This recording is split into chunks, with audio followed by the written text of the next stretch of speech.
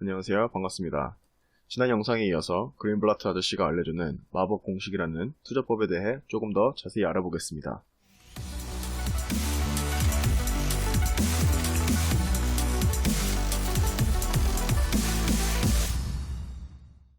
지난번 영상에서 정리한 내용을 다시 살펴보자면 단기적으로 보면 주가 변동은 심하지만 장기적으로는 주가와 기업 내재 가치는 같은 방향성을 공유한다.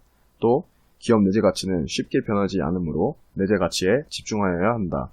그리고 최대한 안전마진을 많이 확보한 후 투자하라. 즉 기업의 적정 주가보다 싼 가격에 주식을 살 수 있을 때 투자해야 한다. 이것이었는데요. 첫 번째 공식은 그래서 가격과 연관이 있습니다. 가격이 싼지 비싼지 판단하기 위해서는 항상 비교 대상이 필요합니다. 예를 들어 우리가 치킨을 사 먹는데 어떤 곳에서 4만원에 판다고 하면 굉장히 비싸다고 생각할 겁니다. 우리는 치킨을 많이 사 먹어봤으니까 한 마리에 평균적으로 2만원 정도 한다는 걸 알죠. 그래서 이 평균값 2만원, 바로 이 비교 대상이 있기 때문에 이거랑 비교했을 때 4만원이 비싸다는 것을 안다는 얘기입니다. 저자는 기업에서 발생하는 이익과 주가를 비교하라고 합니다. 주식 소유자는 기업의 미래 수익을 배당받을 권리가 있습니다.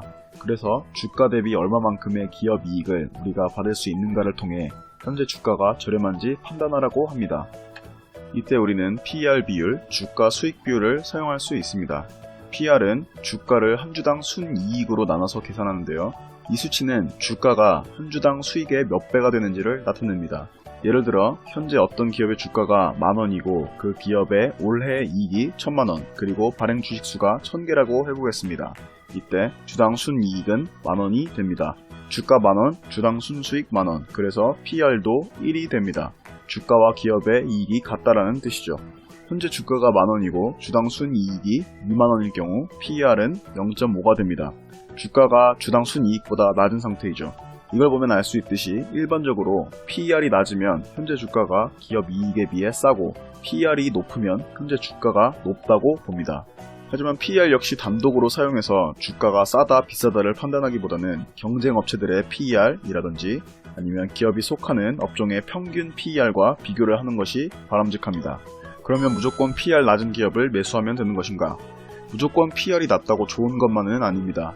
PER이 낮아지려면 이익이 상승하거나 또는 주가가 떨어지거나 둘 중 하나인데, 후자인 경우 한 번 떨어진 주가는 더 떨어질 수 있는 리스크와 주가가 바닥을 쳤더라도 상상 이상 오랫동안 저평가로 머물 수 있는 리스크도 생깁니다.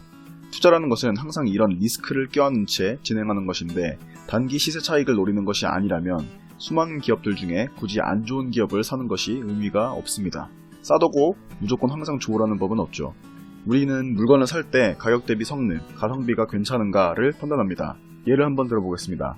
여러분은 100만원짜리 아이폰을 50만원에 사겠습니까? 아니면 5만원짜리 이런 폰을 만원에 사겠습니까? 라고 했을 때 어떤 걸 택하시겠습니까? 합리적인 투자를 하려면 내가 소유할 만한 가치가 있는 기업을 솎아내는 과정이 필요합니다. 그러므로 두 번째 공식은 우리가 매수하려는 기업이 좋은 기업인가에 관한 것입니다. 좋은 기업이란 무엇일까요? 기업의 상품 또는 서비스의 질, 브랜드 로열티, 브랜드 가치, 우수한 경영진, 기업의 장기 전망 등 여러 가지가 있을 것입니다. 하지만 이런 것들에 대한 평가는 내가 투자 고수가 아닌 이상 잘 판단하기 어렵습니다. 그 이유는 이런 것들은 수치화하기 어렵기 때문이죠. 그러니까 이런 것들에 대한 평가는 결국엔 추측에 불과한데, 추측은 항상 틀릴 수 있고 특히나 주식 초보자들의 추측은 오류가 많을 가능성이 높습니다. 그래서 저자는 좋은 기업을 찾기 쉽게 자본 대비 수익률을 이용하라고 합니다. 기업의 목적은 이윤 창출, 돈을 많이 버는 거죠. 그래서 회사가 얼마나 돈을 잘 버느냐를 살펴보라는 말입니다. 따지고 봤을 때 내가 만약에 돈이 너무 많아서 어떤 기업을 통째로 인수한다고 하면 당연히 돈을 못 버는 회사보다 잘 버는 회사를 인수하고 싶을 겁니다. 투자금을 빨리 뽑아야 되니까요. 보통 얼마를 버느냐를 판단할 때 수입과 지출을 비교합니다. 예를 들어 내가 치킨집을 열었는데 한 달 수입이 100만원이고 지출이 80만원이면 수익은 20만원이죠. 그러므로 수익 마진은 20%가 됩니다. 이것은 매출 대비 수익 마진입니다. 하지만 저자는 자본금 대비 수익을 살펴보라고 합니다. 내가 자본금 1억으로 치킨집을 열었는데 첫 해 5천만원의 수익을 냈다면 자본 대비 수익률은 50%입니다. 다른 예를 들어보겠습니다. 내가 아파트에 두 채를 사서 둘 다 월세로 돌렸다고 해보겠습니다. 매년 월세로 벌어들이는 돈이 한 곳에서는 1000만원, 다른 곳에서는 2000만원이라고 해보겠습니다.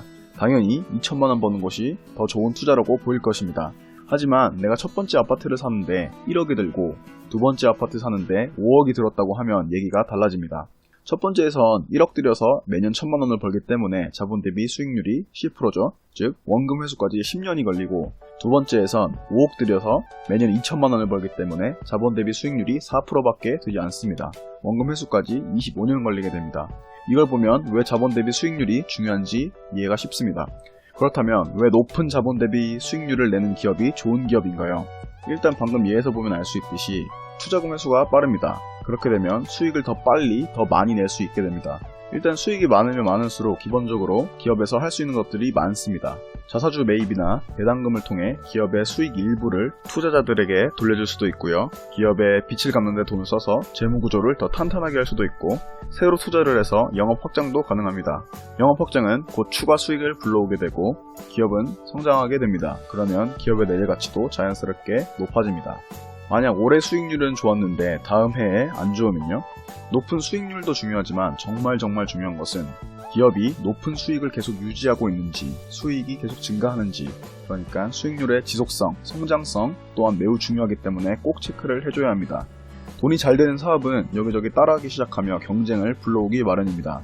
그렇게 되면 나눠먹기식이 되며 마진이 줄어들게 됩니다. 경제 불변의 법칙이죠. 하지만 그 속에서도 살아남는 기업은, 즉 높은 수익률을 유지할 수 있는 기업은 그만큼 경쟁 우위를 확보하고 있다는 소리이므로, 높은 수익률을 가진 기업일수록 더 오랫동안 해먹을 수 있으니까 좋은 기업일 확률도 높아지게 됩니다. 쉽게 따지면요. 가치투자의 프레임워크는 좋은 기업을 싸게 사는 것이라고 했습니다.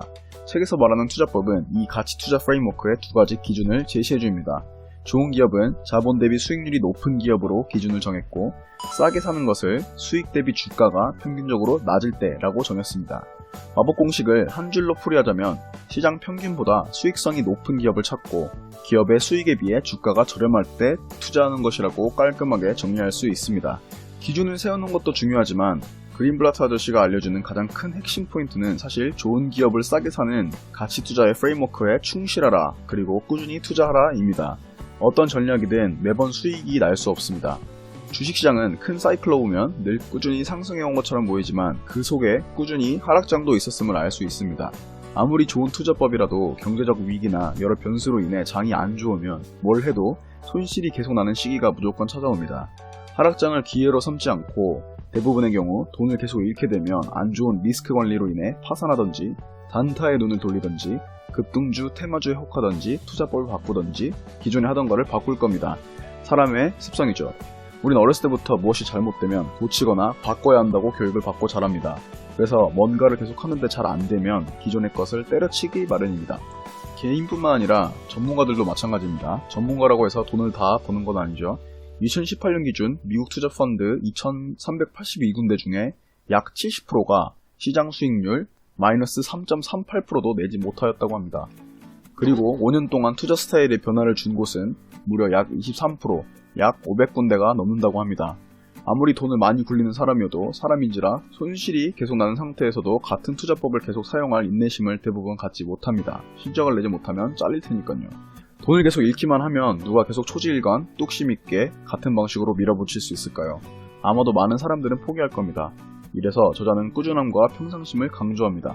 20년을 넘어서 현재까지도 꾸준한 수익을 기록하고 있는 그린블라트 아저씨는 말합니다. 장기간으로 보면 이 전략은 분명히 먹힌다.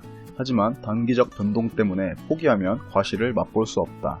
가치투자의 기본 원칙을 잘 지키고 꾸준히 실천하면 누구든지 시장과 투자 전문가들을 이길 수 있다. 이 말에 우리 모두 희망을 갖고 꾸준히 즐거운 투자하시길 바랍니다. 그리고 이 영상을 통해 주식 공부 방향을 잡는데 조금이나마 도움이 되기를 바라면서 영상을 마치겠습니다. 감사합니다.